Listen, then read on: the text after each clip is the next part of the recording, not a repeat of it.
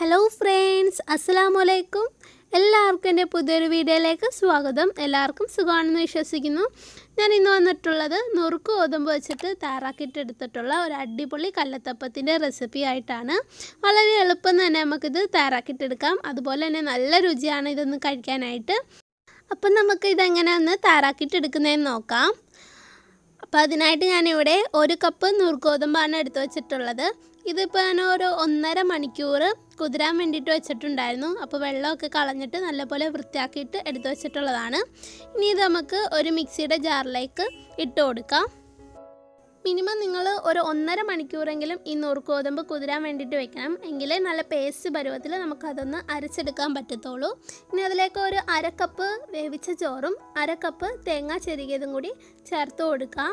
ഇനി വേണ്ടത് ഏലക്കയാണ്. ഞാനിപ്പോൾ ഒരു 3 ഏലക്കയാണ് എടുത്തിട്ടുള്ളത്. അത് അതിലേക്ക് ഇട്ട് കൊടുക്കാം. ഇതിപ്പോൾ നമുക്കൊരു ദോശമാവിൻ്റെ ആ ഒരു പരുവത്തിൽ വേണം അരച്ചെടുക്കേണ്ടത്. അപ്പോൾ ഒരു 1/2 കപ്പിൻ്റെ പാതി അളവിൽ ഞാൻ വെള്ളം ഒഴിച്ചു കൊടുത്തിട്ടുണ്ട്. ഇനി ഇതൊന്ന് അരച്ചെടുത്തിട്ട് വരാം. അപ്പോൾ അവയെല്ലാം ഞാൻ നല്ല പേസ്റ്റ് പരുവത്തിലൊന്ന് അരച്ചെടുത്തിട്ടുണ്ട്. ഇതേ നിങ്ങൾക്ക് കാണുമ്പോൾ മനസ്സിലാവും. ഈ ഒരു തിക്നെസ്സിൽ വേണം ഈ മാവൊന്ന് ഇരിക്കേണ്ടത്. ഇനി അതിലേക്ക് നമുക്ക് ശർക്കരപ്പാനി ചേർത്ത് കൊടുക്കാം. ശർക്കരപ്പാനി നല്ല ചൂടോടെ വേണം അതിലേക്ക് ചേർത്ത് കൊടുക്കേണ്ടത്. എന്നിട്ട് അപ്പം തന്നെ അതൊന്ന് മിക്സാക്കിയിട്ട് കൊടുക്കുക. നിങ്ങൾ പ്രത്യേകിച്ച് ശ്രദ്ധിക്കണം, ശർക്കരപ്പാനി നല്ല ചൂടുള്ളത് മാത്രമേ അതിൽ ചേർത്ത് കൊടുത്തിട്ട് ഒന്ന് മിക്സ് ചെയ്തിട്ട് എടുക്കാവുള്ളൂ. എങ്കിലേ നമ്മളിതൊന്ന് റെഡിയാക്കുന്ന സമയത്ത് നല്ലപോലെ നമുക്ക് ഈ കല്ലത്തപ്പം ശരിയായിട്ട് കിട്ടത്തുള്ളൂ. അപ്പോൾ ഞാൻ ശർക്കരപ്പാനിയൊക്കെ ഒഴിച്ച് കൊടുത്ത് ഈ ഒരു ഫോമിലാക്കി എടുത്തിട്ടുണ്ട്. ഇനി ഇതിലേക്ക് നമുക്ക് എള്ളിട്ട് കൊടുക്കാം. ഞാനിപ്പോൾ ഒരു 1/2 ടേബിൾ സ്പൂൺ എള്ളാണ് ഇട്ട് കൊടുത്തിട്ടുള്ളത്. ഇനി അതൊന്ന് മിക്സാക്കിയിട്ട് കൊടുക്കാം. അടുത്ത ഇനി ഇതിന് വേണ്ടിയിട്ട് നമുക്ക് തേങ്ങാക്കൊന്തും ചെറിയുള്ളിയും ഒന്ന് നെയ്യിലിട്ടൊന്ന് വഴറ്റിയിട്ടെടുക്കണം. അപ്പോൾ ഞാനൊരു 1/2 കപ്പ് തേങ്ങാക്കൊന്താണ് എടുത്തിട്ടുള്ളത്. അപ്പോൾ ആദ്യം ഞാൻ തേങ്ങാക്കൊന്തൊന്ന് നെയ്യിലിട്ട് വഴറ്റിയെടുത്തിട്ടുണ്ട്.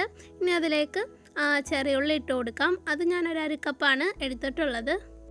നിങ്ങൾക്കിപ്പം ഇതിന് പകരം കാഷ്യൂനട്ട് ഉണ്ടെങ്കിൽ അത് വേണമെങ്കിലും നെയ്യിലിട്ടൊന്ന് വഴറ്റിയിട്ട് നമുക്ക് ഈ കല്ലത്തപ്പത്തിൽ ചേർത്ത് കൊടുക്കാവുന്നതാണ്. അപ്പോൾ ഉള്ളി ഒന്ന് റെഡി ആയിട്ട് വന്നിട്ടുണ്ട്. ഇനി ആ തേങ്ങാക്കൊന്തും ചെറിയുള്ളിയും നമ്മൾ നേരത്തെ തയ്യാറാക്കി വെച്ചിരുന്നതിലേക്ക് ഇട്ട് കൊടുക്കാം.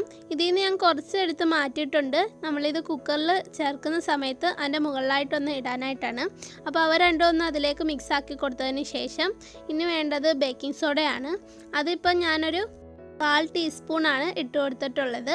ഇനി ആ മധുരം ഒന്ന് ബാലൻസ് ചെയ്യാനായിട്ട് ഒരു 1/4 ടീസ്പൂൺ ഉപ്പും കൂടി ഇട്ട് കൊടുത്തിട്ട് നല്ലപോലെ അവയൊന്ന് മിക്സാക്കിയിട്ട് കൊടുക്കുക. അപ്പോൾ ഇതിവിടെ റെഡി ആയിട്ടുണ്ട്. ഇനി അടുത്ത് നിങ്ങളൊരു കുക്കർ എടുക്കുക. അതിലേക്കൊരു 1/2 ടീസ്പൂൺ നെയ്യ് ഒഴിച്ച് കൊടുത്തിട്ട് നെയ്യ് നല്ലപോലെ മെൽറ്റായി ചൂടായി വന്നതിന് ശേഷം അതിലേക്ക് ബാറ്റർ ഒഴിച്ച് കൊടുക്കണം. അതിന് മുമ്പ് കുക്കറും നല്ലപോലെ ചൂടാകണം. നല്ല പുക വരുന്ന രീതിയിൽ കുക്കറൊന്ന് ചൂടാകണം. എന്നിട്ട് വേണം അതിലേക്ക് നമ്മൾ തയ്യാറാക്കി വെച്ചിരുന്നത് ഒഴിച്ച് കൊടുക്കേണ്ടത്.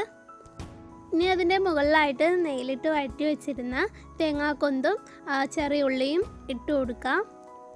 അപ്പോൾ അവ രണ്ടൊന്ന് അതിലേക്ക് ഇട്ട് കൊടുത്തതിന് ശേഷം നമുക്കിനി ഇതൊന്ന് വേവിച്ചിട്ടെടുക്കാം. അപ്പോൾ അതിൻ്റെ മുകളിലത്തെ ആ വെയിറ്റ് ഒന്ന് മാറ്റിയതിന് ശേഷം വേണം നമ്മളിതൊന്ന് റെഡിയാക്കിയിട്ടെടുക്കേണ്ടത്.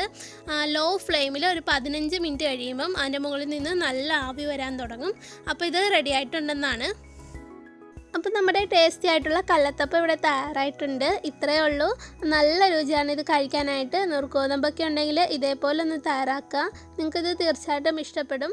അപ്പോൾ ഇനിയും ഇതേപോലെയുള്ള ഈസി ആയിട്ടുള്ള വെറൈറ്റി ആയിട്ടുള്ള വീഡിയോസ് നിങ്ങൾക്ക് കാണണമെന്ന് ആഗ്രഹമുള്ളവരാണെങ്കിൽ എൻ്റെ ഈ ചാനലൊന്ന് സബ്സ്ക്രൈബ് ചെയ്ത് എന്നെ ഒന്ന് സപ്പോർട്ട് ചെയ്യുക. പിന്നെ ഈ വീഡിയോ ഇഷ്ടപ്പെട്ടാൽ തീർച്ചയായിട്ടും നിങ്ങൾ ലൈക്ക് ചെയ്യാനും ഷെയർ ചെയ്യാനും മറക്കരുത്. അപ്പോൾ ശരി, ഓക്കെ, ബൈ.